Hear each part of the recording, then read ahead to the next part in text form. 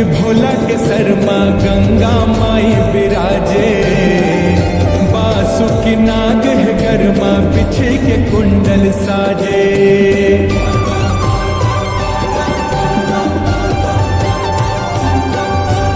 मरघटिया के अंग भभूता नख सिखले चुप राके, गांजा धतूरा भांग लपी के बिहा बरन हो नाचे।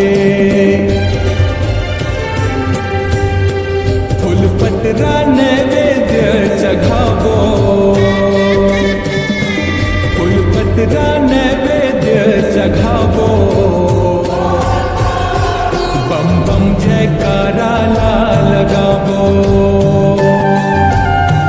बम बम जयकारा ला लगावो।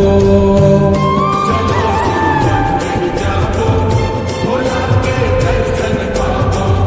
चलो शिव मंदिर जाओ, भोला के दर्शन पाओ।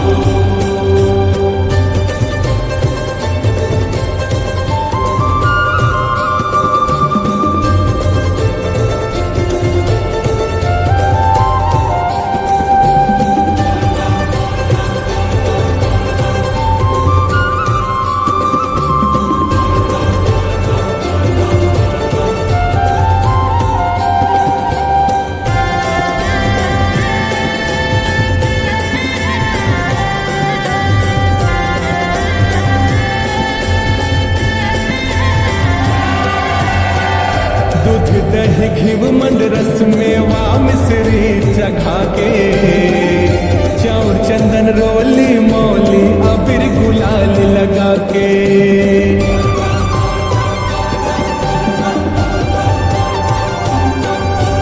पंचदीप माँ कराओ आरती धूप कपूर जला के।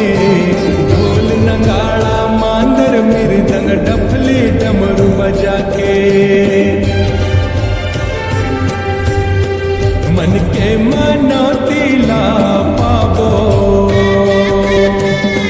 मन के मनौती ला पावो।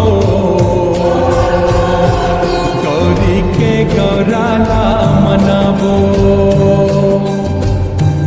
गौरी के गौरा ला मनावो। सावन माँ शिव जी ला मनावो,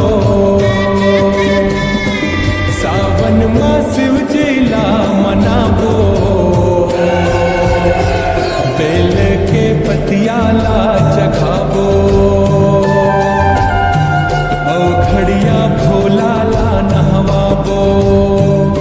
चलो शिव मंदिर जावो, भोला के दर्शन पावो। चलो शिव मंदिर जावो, भोला के दर्शन पावो।